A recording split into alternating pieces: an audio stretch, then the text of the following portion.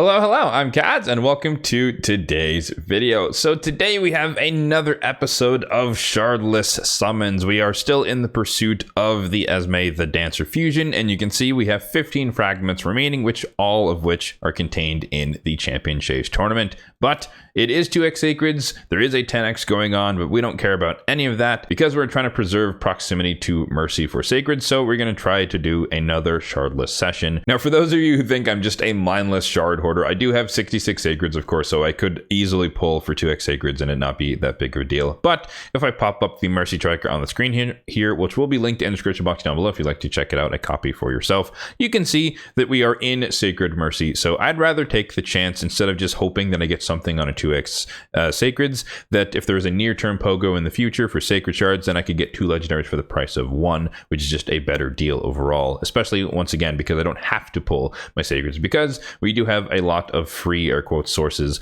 of points. So let's hop over to the Champion Chase itself and see what our goals are for this time around. The minimum required for the fusion is only down at 2,500, which is fairly cheap, and that is very, very achievable. Of course, the usual thing that I go for is the first legendary tome, unless the second one happens to be nearby, but that's usually like a 2x ancients type of thing. However, in this case, because I do have an excess of resources, I might try and see if we can go all the way out to the 4,500 just to get some of the event relics, because of course the event dungeon is going to be ending fairly soon, so I'm expecting that we're going to be cut off from getting these relic pieces forever. I don't know, who knows how that's going to be played. So the goal here is going to be 4,500 points, and then we'll kind of see from there. So there is some variability in the strategy here in this case, because we are going to be using a lot of remnant summons, so we could get a bunch of non-void epics, we could get some void epics, which could be a little bit more points, so we'll kind of see how many it's going to take. But let's start with the more fixed amounts here. So finally, it is time. We are going to finally summon this version of Lady Mikage. Of course, many of you who have seen videos on my channel know that I do have another copy of Mikage, who by happenstance I did get from a remnant summon, so I've been using that version, but I'd yet to fuse the fusible one, and so I've been saving this 1,000 points for some situation where I actually needed it, and I guess today is that day, just because we are trying to target a relatively high amount of points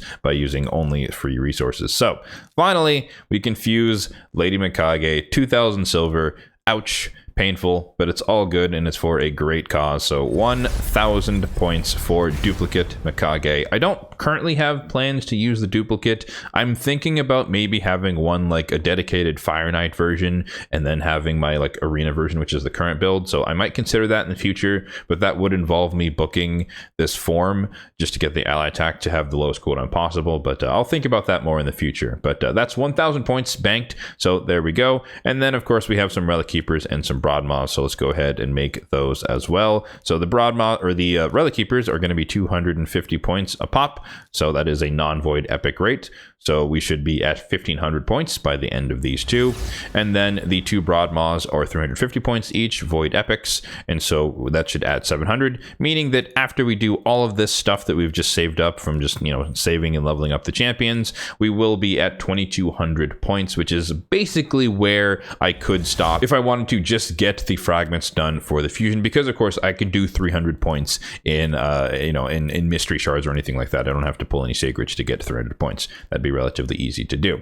But the goal here again is to go further than that. So let's get through all of these, and then we'll move on to the remnant summons. I hope that I do not get another mythical. I know I've gotten fairly lucky in the past with these. I think 2 mythicals so far out of like 10 summons or so, which is kind of ridiculous because it's like a 2.5% chance.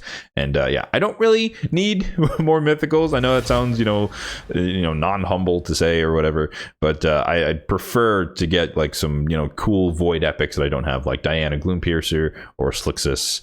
I forget what his title is, but yeah, so we should be at 2,200 in the Champion Chase as of right now, and we can move on to the remnant summons. However, I will note here that there is the possibility, of course, that I still have a backlog of a bunch of legendaries here from previous fragment summons, daily login rewards, Doom Tower, etc. So there's no shortage of points that I could use. Lamasu is new as well. I can do that, 650 points.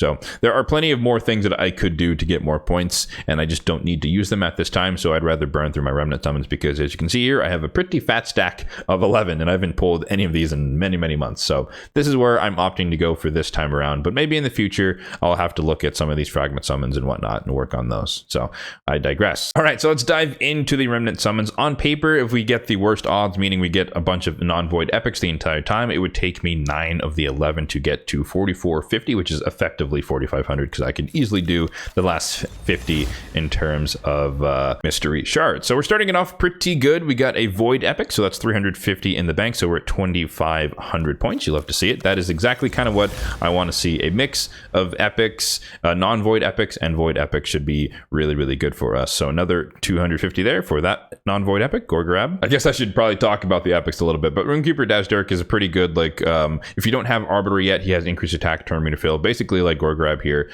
increased attack, turn meter fill, so it can be an arena style champion. Of course, Gorgrab does have the arena aura, which makes him a little bit better for that job, but either of them could work. However, Gorgrab notably does have the AoE revive, which is really, really good for faction wars. Next summon, here we go, another epic as expected, and it is Morag Bronzelock, who, funnily enough, I actually got my first air quotes copy of her from the Plarium Points thing that they offered, because of course she was a fusion epic, so I used all 4 copies of her for whatever fusion she was a part of. But this is my first duplicate copy of her, so I'll take that, probably for empowerment. But yeah, mini ally attack here. She hits relatively hard, AoE strengthen, AoE attack, and she's defense based, so she does a decent amount of damage, and she's good in a lot of areas in the Cursed City. 3100 in the champion chase. Let's keep it going. One void epic is probably not enough to, or no, actually, yeah, one void epic is enough to guarantee that 9 of these remnant summons will get us to the 4500, so that is good. Cagebreaker, pretty trash, not much to say about him. 3350. Skrank, cool, another void epic, we'll take that. Pretty cool champion void epic, AoE HP burn that gives him some turn meter, really good in Spider for kind of cycling through, but just a good burner in general. And then he can do a little bit of damage here, increase attack on himself, and then if they're under HP burn, then he can place a weaken on the A1. So he's fun in like Spider, he's fun in dungeons if you need him for burning, and he's fun in like the Cursed City is a good DPS. 3700 in the champion chase, so a little bit to go, and we still have plenty more summons. Oh no, we did get another mythical, and it is nice, the Shadow Thief. Oh, I mean, that's amazing, don't get me wrong, that's amazing. I just didn't want another mythical. Now everyone's gonna hate me in the comments. Oh no. All right, so nice, the Shadow Thief. That is 1,000 points. I believe we were at 3,700, so we are done. So we're at 4,700, so we've achieved our goal of 4,500, but oh no. Okay, so A1 attacks an enemy, can ignore shield, unkillable, and block damage. Pretty good A1. He's HP based and attack based, so that is pretty powerful. He can block revive on this ability, that's kind of its main thing, but it also can increase his stats every time he attacks someone. And then AoE attack here cannot trigger counterattacks, ignore shield, also will steal some turn meter, so he can kind of do this and cycle back. It's pretty hard hitting, but of course everyone knows him for the alternative form where he literally, practically speaking, cannot die, and every time he gets a kill on the passive here, he revives one random ally with 50% health and 50% turn meter, and then he just kind of sits menacingly under a protected counterattack and block damage, so you can't hit him and you can't strip the counterattack, and he's going to keep counterattacking you, and he hits very, very hard in this form in particular, and so it makes it very, very easy for him to kill you and then keep reviving people. It's very deadly.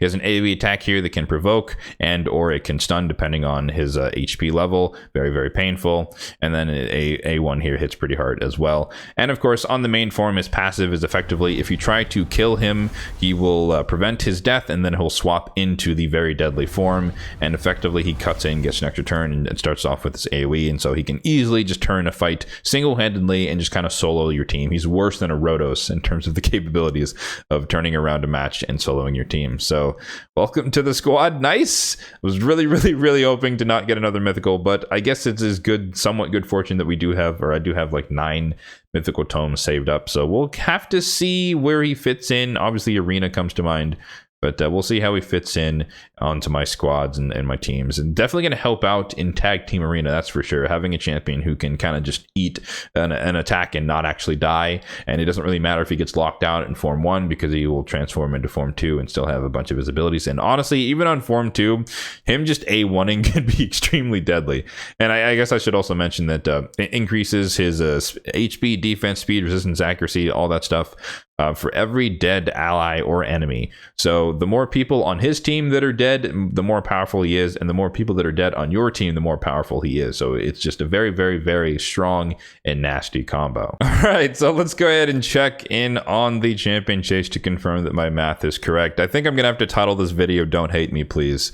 But yes, we have gotten ourselves another mythical champion, specifically from the remnant summons. But on the bright side, we did get all of the last remaining amount of the event fragments, so we can fuse that or craft that later on. Another legendary tome is always good to have, and then this obviously completes the Esme the Dancer fusion. So stay tuned. After this video goes live sometime, there will be a post on my community tab page talking about all of the resources that were required to get this fusion completed. As you can see right now, I am first place, but there's still like a day and a half remaining, so I definitely do not expect this score to hold. I'm not really going to worry about trying to win this tournament. Queen of Hearts would be nice, don't get me wrong, but this is a whale fest for sure, and I don't intend to win this. But, you know, if everyone just kind of sits quietly, maybe I'll think about doing something crazy here at the end to see if we can snag her, but don't count on that. But I'll let you know in a day and a half to see if that's actually the case. All right, so that is going to do it for today's Shardless summons, and boy, did we have another monumental session. One of the mythicals was definitely guaranteed, that being the fusible Lady Mikage, but the nice is definitely unexpected, so I will graciously accept the offering and gift from RNGesus. But of course, the primary goal of this video was just to show that you don't necessarily need a bunch of shards all the time to do even fusion events and whatnot. If you just have a decent amount of fusible stuff saved up, it could be Razin epics, it could be Razin himself, could be Lady Mikage epics or Lady Mikage herself, could be previous Fragment summon champions, which is part of the reason why I do like to do a lot of, or basically every single fusion, just because, you know, Esme the Dancer, I don't have any plans to use her in the near term, but in the future, if I do need her, I pull a duplicate for Faction Guardians or whatever, she's there for an extra 500 points in some future champion chase. So there's always that inherent value I find in Fragment summon fusions and whatnot. But anyways, yes, Shardless summon session complete. Let me know in the comment section down below if you're no longer a friend of the channel. I totally understand, but more importantly, let me know if you were participating in this 2x sacreds. Did you actually have to pull sacreds, or did you try to do something shardless like myself as well? As always, if you did enjoy the video, then be sure to hit that like button down below. It really does help out the channel, and feel free to subscribe to the channel if you're enjoying the content on the channel overall. Thanks for watching, and have a good one.